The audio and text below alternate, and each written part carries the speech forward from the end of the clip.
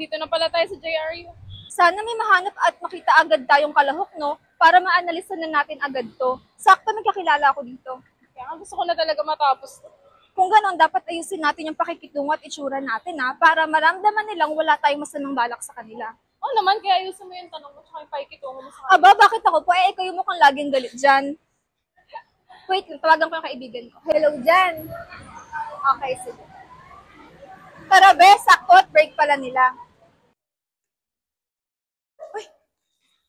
Uy, be! Uy, nandito ka na pala. Oo, be. Hello po. Ako nga po pala si Kay. At ito naman po si Shan. Nagaling po kaming UP. May sinasagawa po kasi kami pagdadaluma tungkol sa mga babae na nakaranas ng pang-aabuso sa loob ng relasyon. So, matanong ko lang po, kayo po ba? Nakaranas po ba kayo ng pang-aabuso sa karelasyon nyo ngayon o sa mga naging karelasyon nyo? Di naman ako eh. Matino naman yung jowa kasi dito. Ako rin, maayos naman yung relasyon namin ng jowa ko. Ay, ganun ba? Baka may kakilala na lang kayo na nakaranas o nakakaranas pa rin ng pang-aabuso. Ay, palagay ko meron ako. Di ba si Chelsea? Ay, oo. Nasa balo niya, ex? Yung kaibigan namin. Kaso, hindi namin sigurado kung papayag yun. Sige po, subukan na lang namin siya tanungin kung payag siyang paundak sa pag-aaral namin. Salamat po sa referral.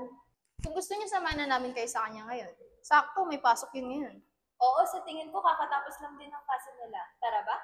Pwede naman kung wala na kayong pasok. Hindi ka na. Sumakay na dali. Hindi gumagawa. Dali ka! Hi, Ben! Wait ano meron? Uy, Be, yung kaibigan ko kasi may pag-aaral tungkol sa mga kababaihan na inabuso. Di ba kayo ni ano? Oo nga, naghahanap raw sila ng kalahok. Pwede ka ba? Tungkol saan nga ulit yung paksa nyo? Tungkol po sa karanasan ng mga kababaihan na nakaranas ng pang-aabuso. Bali po sa interview, ibabahagi nyo lang po yung naranasan nyo doon, tapos nare-record namin for reference, tapos itatranscribe po namin. Tapos, yung mga questions po namin tungkol sa mga physical at mental na kalagayan nyo habang at pagkatapos inyong maabuso. Sisiguraduhin po namin na ang mga impormasyon Pwede rin namang humindi. opo, kung gusto nyo lang naman. Pero kung ayaw nyo po, okay lang din po sa amin.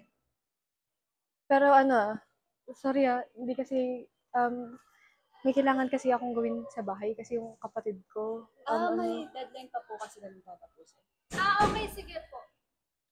Okay, sige. Una na po kami. Thank you. Thank you po. Bye, Be. Ba't nagmamadali yun?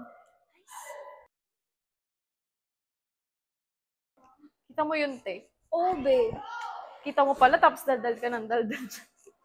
Napansin ko lang nung tinapik mo na ako eh. Hindi nga siya komportable. Lang pilitin natin, di ba? Hindi ko nga pinilit. Tsaka na-sense ko kasi sensitive talaga sa kanyang topic. Oo naman, bago pa man din yung experience. Respeto na lang talaga. Totoo. Sige, hanap na lang tayo ng iba. Tara.